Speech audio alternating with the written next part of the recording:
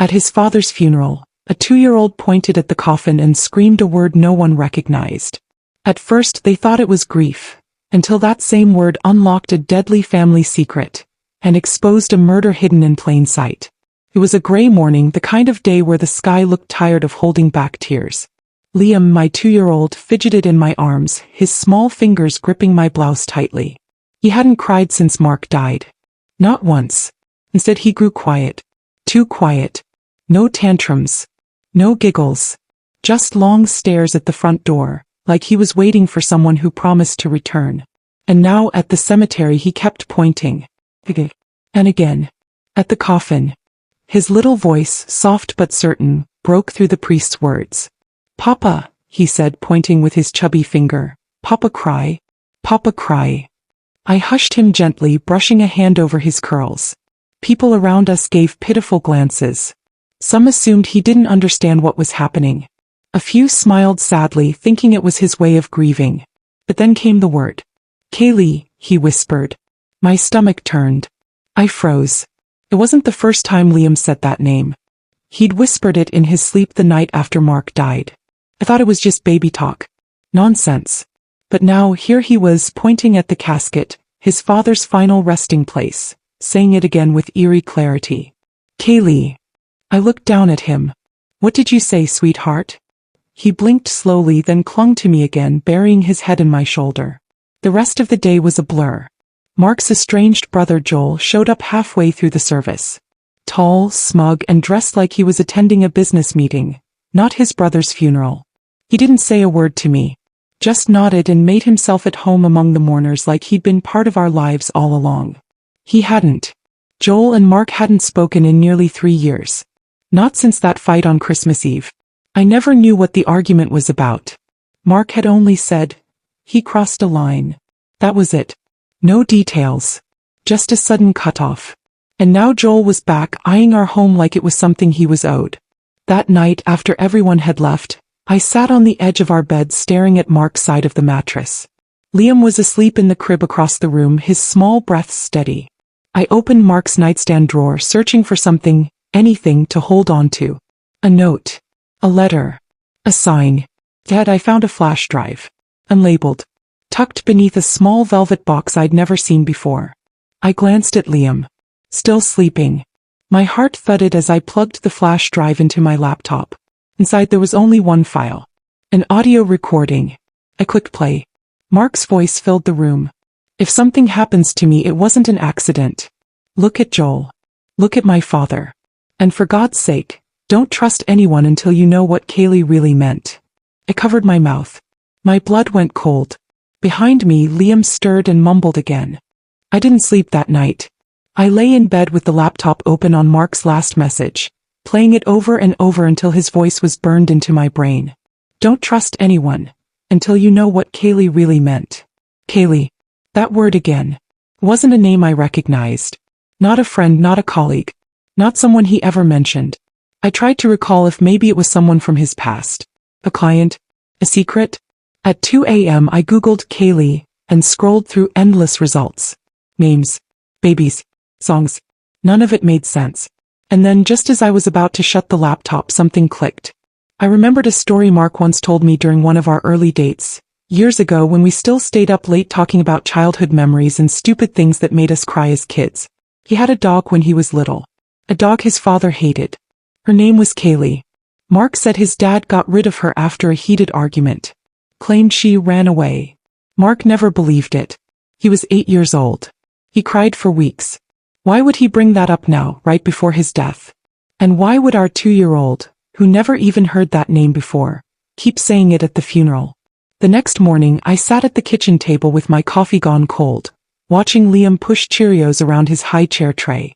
"Liam," I said softly, "who is Kaylee?" He stopped. Looked at me. Then at the front door. "Papa cry. Kaylee there," he mumbled. "Where?"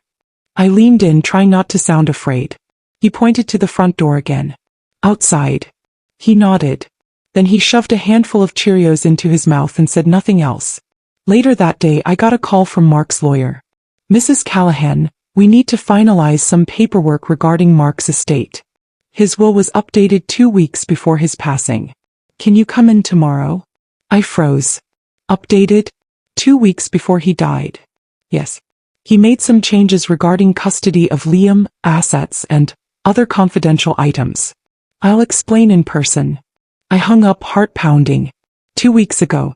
That was when he started acting strange. Coming home late, checking the locks twice, flinching at random phone calls. I'd asked what was wrong. He said work stress. I believed him. Now I wasn't so sure. That evening I called Mark's mother. If anyone knew about the dog or his father's temper, it would be her. She answered on the second ring. Her voice was strained, like she'd been crying. Emma. Hi, Helen. I know it's not a good time, but I have to ask you something. Do you remember a dog named Kaylee? Silence. Then a sharp breath. Why are you asking about that dog? Liam keeps saying her name. At the funeral, even now. And I found something. Mark left me a recording. He mentioned not trusting anyone, and told me to find out what Kaylee meant. Helen was quiet again, but I could hear her breathing. Then she said something I wasn't expecting. They didn't put that dog down, Emma. They killed her. Joel and their father. Mark saw it. He never forgave them. I stood there, phone in hand, mouth open. They what? Kaylee bit Joel. It was nothing serious. Just a nip. Mark's father went into a rage. Took Joel outside and made him help bury her. Said it would teach him not to be soft. Mark watched from the hallway window. He was 8. I sat down hard, legs trembling. That's when Mark changed. He became quiet. Proactive. He never trusted his family after that. My voice came out as a whisper. Why didn't you stop them? Helen's voice cracked. I tried. But by the time I got home it was already done. That's the day I decided to leave him. But Mark, he carried it for the rest of his life. That night Liam woke up screaming. I ran to his room. He was standing in the crib, eyes wide. What's wrong, baby? He pointed to the window. Kaylee, cry. I turned toward the glass. The backyard was empty, bathed in the pale blue of the security light. But on the glass, a tiny handprint. Too high for Liam to reach. I couldn't stop thinking about that handprint on the window. I had cleaned that glass the day before. There was no way Liam could have touched it, not unless he could float. And we hadn't had any visitors. I didn't sleep. I sat in the living room all night, watching the window, my eyes darting to the baby monitor each time Liam shifted in his sleep. By morning I was running on caffeine and questions. At 10 a.m. sharp, I walked into the lawyer's office holding a manila folder of Mark's documents and clenching my purse tight. The receptionist smiled softly as if she knew. The lawyer, Mr. Pierce, was a calm man with gray hair and eyes that studied you like he was reading a book you didn't know he'd opened. Mrs. Callahan, he said, standing to greet me, I'm so sorry for your loss. I nodded stiffly. Thank you. You said Mark changed his will recently? He gestured to the chair across from him. Yes. 2 weeks before his passing. He seemed troubled. Asked me if there was a way to ensure his assets would be protected in the event of something unexpected. Like what? I asked. Mr. Pierce folded his hands. He said he believed someone was watching him, following him. He didn't say who, but he was specific about what he wanted. He passed me a copy of the updated will. Mark had made 2 major changes. 1. He removed Joel as a potential guardian for Liam. 2. He created a trust fund for Liam that could only be accessed by me, no one else. Not even his father. That caught my attention. Mark's father had money. Lots of it. Old oil money. But he and Mark had barely spoken for years. I didn't even know they were in contact again. I didn't know Mark had a relationship with his father, I said. Mr. Pierce raised an eyebrow. He didn't. But a few months ago the father reached out. Mark didn't trust him. Said he was trying to bribe his way back into Liam's life. I swallowed hard. Did he mention anything about a name? The word. Kaylee. At that, Mr. Pierce hesitated. Yes. He said if anything happened to him and that word ever came up, I was to tell you to find the flash drive. My heart dropped. I found it, I whispered. And there's a recording. Mark said if he died it wasn't an accident. Mr. Pierce leaned forward. Then I think you should be very careful. And if there's anything strange happening, go to the police. I left the office in a daze. When I got home I sat in my car staring at the front door, too scared to go in. What if someone was inside already? What if the handprint wasn't just a warning? I took Liam and went to my friend Maggie's place. She was the only one I trusted fully. Mark had known her since college and she had a protective streak as wide as the Mississippi. She opened the door, saw my face and pulled me in without a word. That evening, Maggie watched Liam while I sat with her on the patio and told her everything. The funeral, the flash drive, the handprint, and Kaylee. She was quiet for a long time. Then she said something I hadn't thought of. If Mark knew he was in danger, maybe he left more than just a flash drive. Did he keep a journal? Second phone? Anything hidden? I stared at her. His office. I haven't touched it since he died. The next morning I drove back to the house with Maggie and Liam. While she played with him in the living room, I went into Mark's office and shut the door behind me. Everything was the same. His desk was still messy, papers, pens, and an unopened water bottle. I began checking drawers, notebooks, even behind books on the shelf. Then I found it, taped underneath the desk drawer. A phone, burner style. No passcode. There were only a few messages. One thread with an unsaved number. Unknown. We had a deal. Keep quiet or I pull the money. Mark, I'm not letting you near my son. Unknown. If you talk, you're dead. My fingers trembled as I scrolled down. The last message was from Mark, sent just 2 days before he died. Mark, I'm done being scared. I'll tell Emma everything. I backed away from the desk, heart pounding. Mark was silenced. He knew something. And now, so did I. Someone in his family had threatened him, and possibly made good on that threat. And if I didn't stay quiet, I could be next. I didn't sleep again that night. I lay in Maggie's guest room with Liam tucked safely between us, his little chest rising and falling like nothing had changed. But everything had. I couldn't shake the last thing Mark ever wrote. I'm done being scared.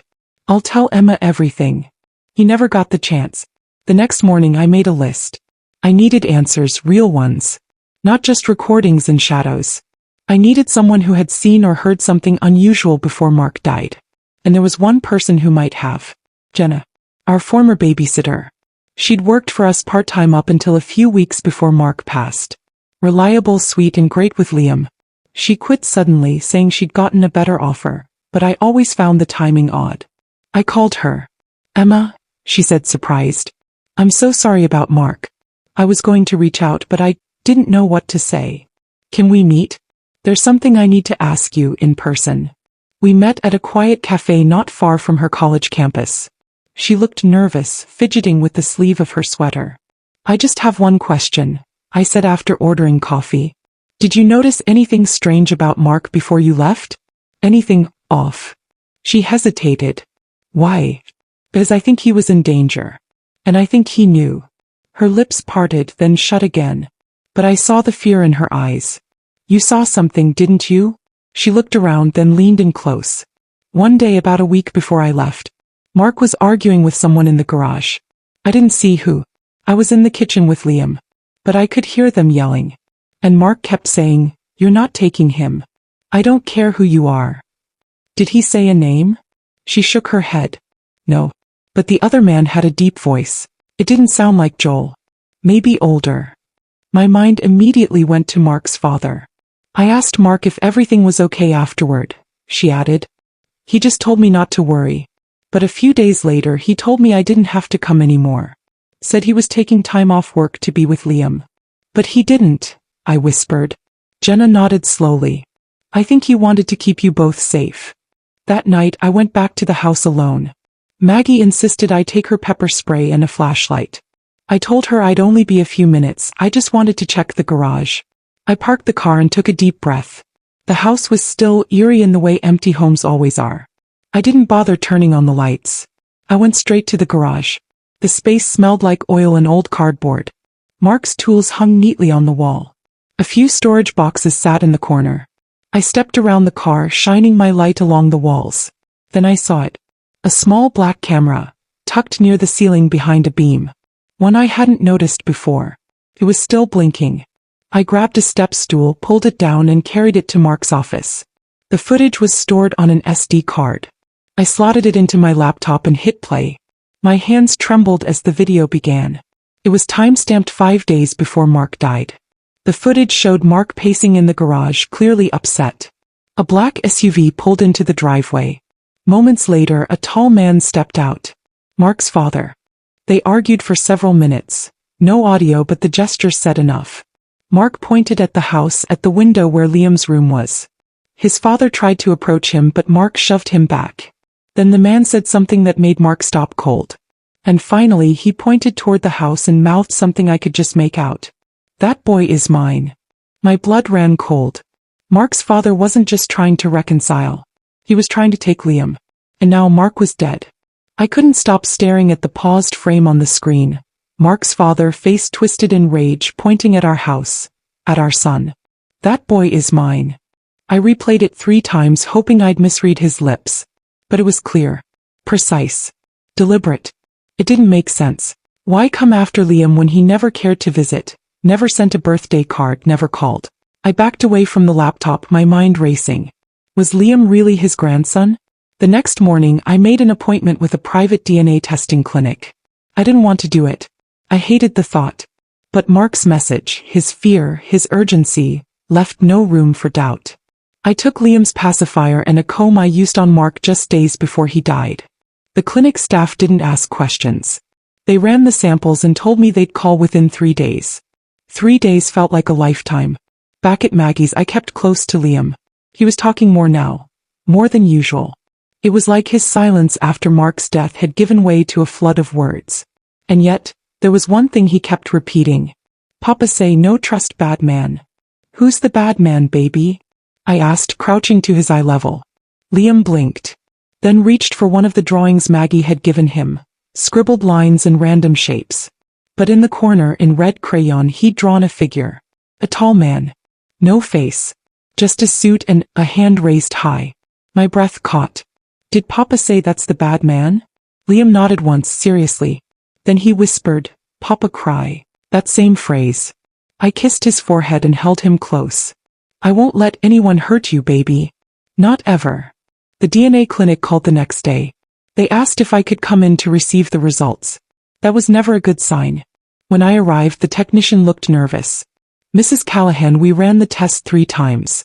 We wanted to be sure before delivering the results." I clenched my fist. "And the child, Liam, does not share a paternal DNA match with the presumed grandfather, Mark's father." I blinked. "You mean, he's not biologically related to your late husband's father? Which means Mark may not be his biological son either." I couldn't breathe. "So Mark was adopted?" The technician gave a small nod. "It's one possibility.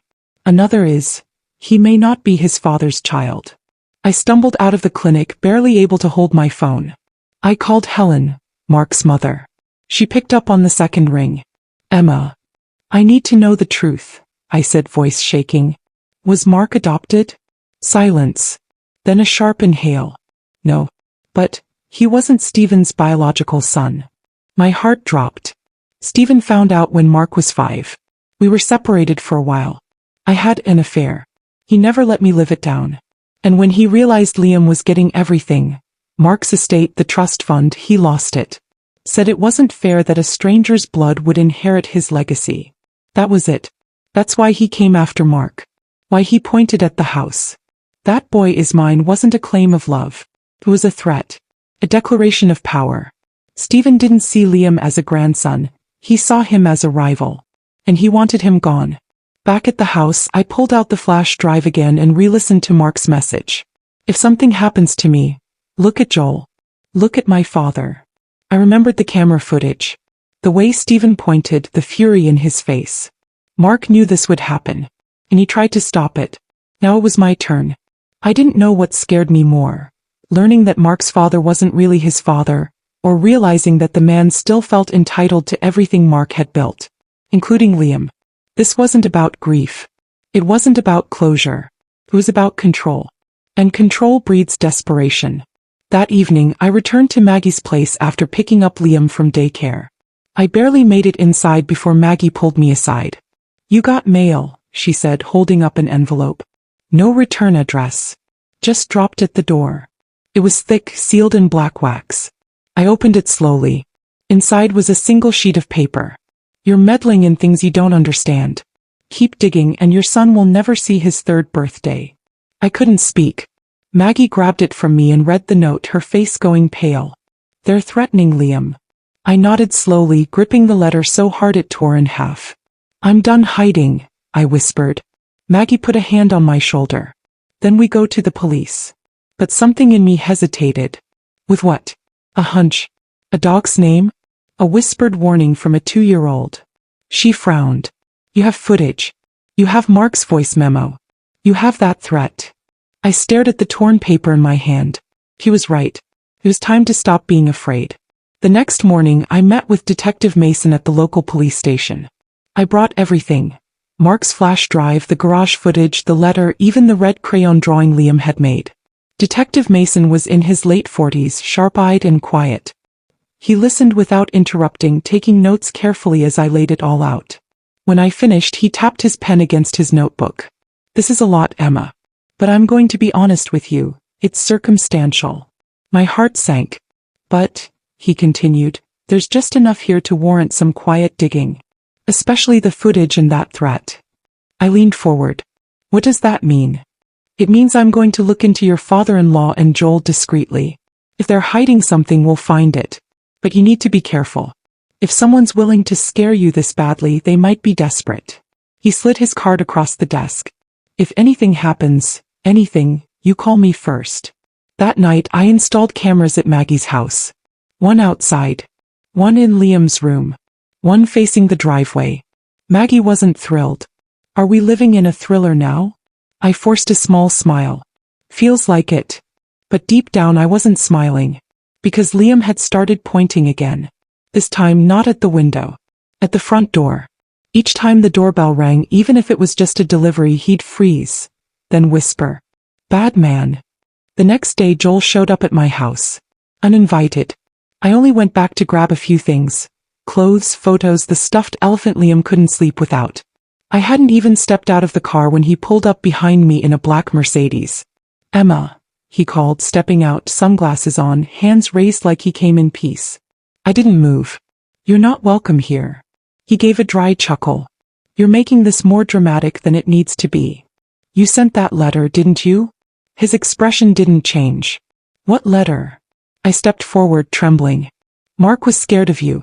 He said not to trust you. He was paranoid, Joel said calmly. Always was. And you think I'm just going to hand over everything now that he's gone? He smirked. I think you're a grieving widow with a toddler and no legal background. And I think the truth will come out, whether you like it or not. He got back in his car and drove off. But not before rolling down the window and whispering something chilling. You should have let sleeping dogs lie. I watched him disappear down the road. And in my chest something cracked open. Not fear. Not grief. Fire. They thought I was fragile. They thought I'd break. But they had no idea. They buried the wrong person. I didn't go back to Maggie's house that night. I couldn't. After Joel's threat, I didn't want to risk him following me. Not to where my son slept. Not when he'd made it clear that Liam was the pawn in this sick game. Instead, I drove to a small motel off the highway, kept the lights off, and sat on the bed. I held my phone in one hand and the remote in the other, eyes fixed on the security camera feed from Maggie's house. It was quiet. Until it wasn't. At exactly 2:13 a.m. the driveway camera picked up a shadow. A man. He walked slowly, deliberately, pausing to look at the windows. Then he circled the house. He wasn't there to rob. He was there to scout. I hit record on my phone and captured every second of it. The man reached the back door, looked directly into the camera and smiled. Then he turned and walked back into the night. I called Detective Mason at dawn. He arrived at Maggie's an hour later, reviewed the footage and said exactly what I feared. This wasn't random. He knew where the cameras were. He wanted you to see him. So what do? I asked. Wait for them to come back? Mason folded his arms. No. We flipped the script. He gave me a card, a private investigator. His name is Thomas Wells. Ex-intelligence. Quiet, expensive, but the kind of guy who finds things cops can't. That afternoon I hired Thomas. Within 24 hours he delivered the first crack in their armor. Joel's in financial trouble, Thomas said, handing me a folder. Credit cards maxed. Gambling debt. 2 lawsuits settled out of court. He's bleeding money. I flipped through the documents. And Mark's estate would fix all of it. I swallowed hard. What about Stephen? Thomas smiled grimly. That's the real bombshell. He slid me a flash drive. What's on it? Surveillance footage. From a storage unit Stephen rents under a shell company. I found a hidden safe inside. Guess what he keeps in there? I stared at him. A contract, Thomas continued. Signed by Mark. Granting Stephen joint guardianship over Liam. Dated a year ago. My stomach dropped. That's impossible. Mark never would have signed that. Exactly, Thomas said. Which means it's a forgery. With Thomas's help, I traced the notary stamp on the contract. It belonged to a woman who died 3 years before the document was supposedly signed. The whole thing was fake. And it was about to blow wide open.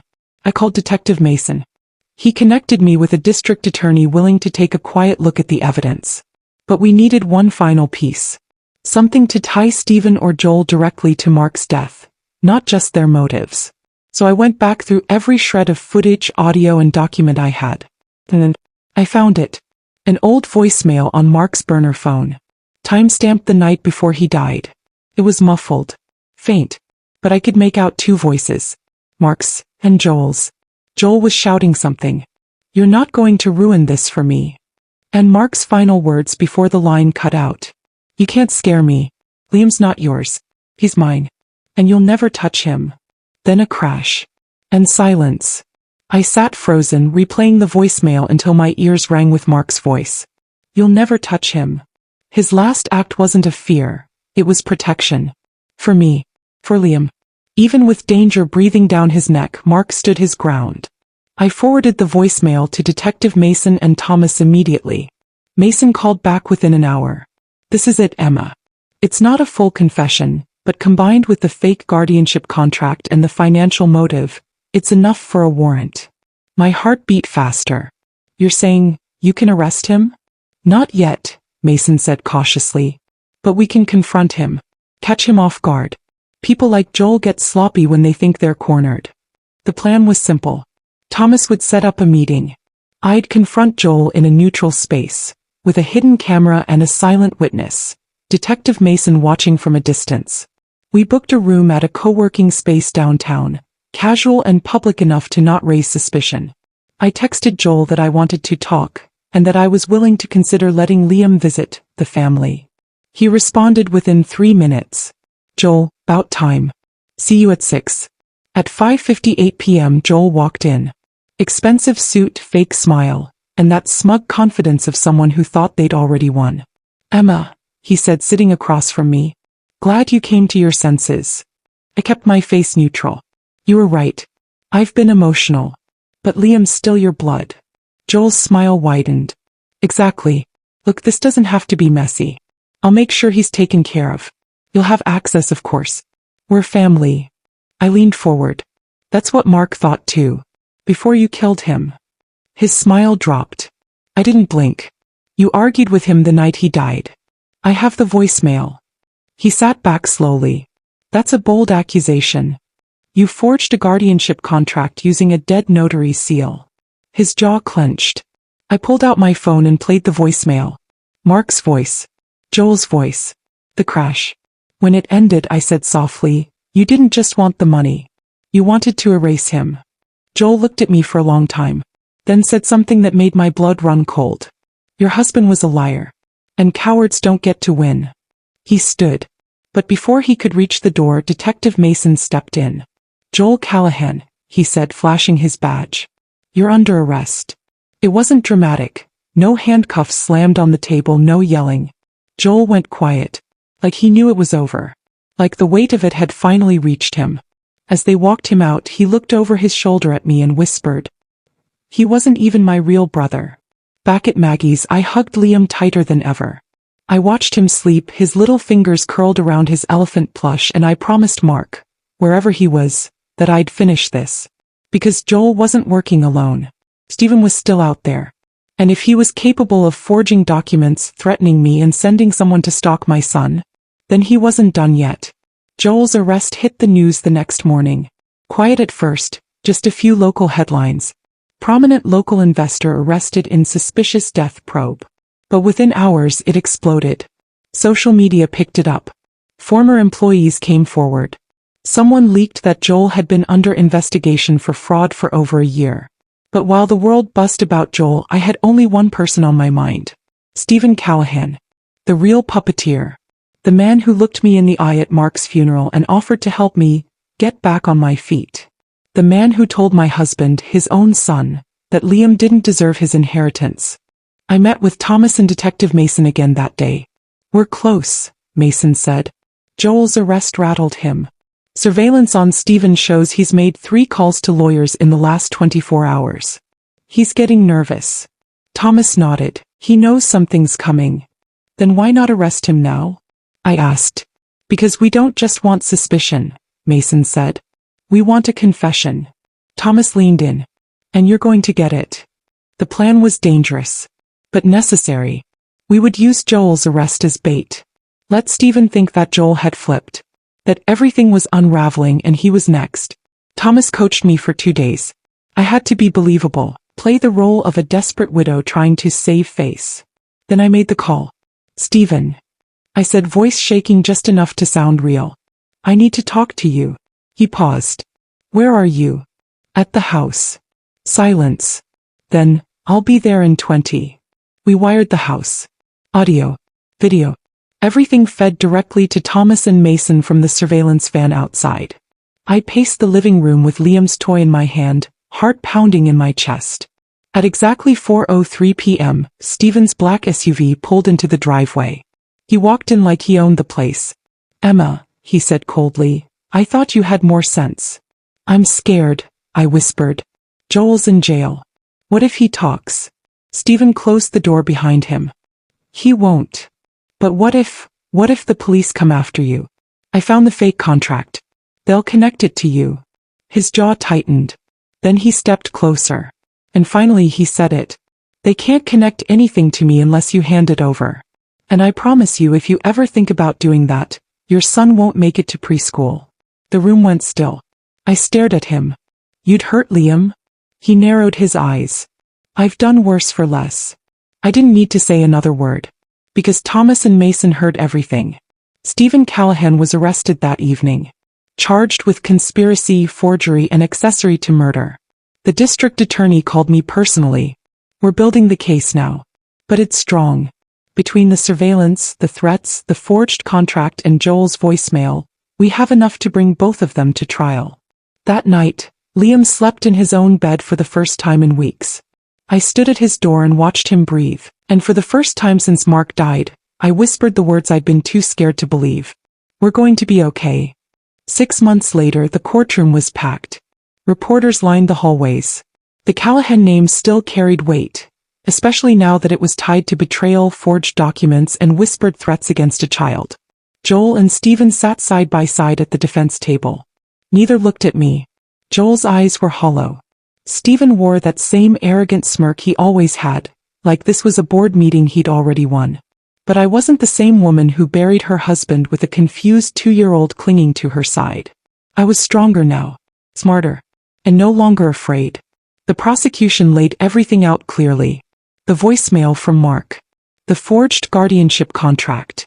The death threat left in my mailbox. The footage of Stephen scouting Maggie's home in the middle of the night. Every piece of evidence spoke louder than I ever could. But it was the witness list that changed everything. Because Jenna, our old babysitter, took the stand. She spoke with tears in her eyes about the argument she heard in the garage. About how Mark was protecting Liam. How he'd fired her not out of anger but fear. Fear that someone was coming for his family. Then came Thomas with the forensic analysis of the forged documents and the trail that led straight to Stephen's offshore accounts.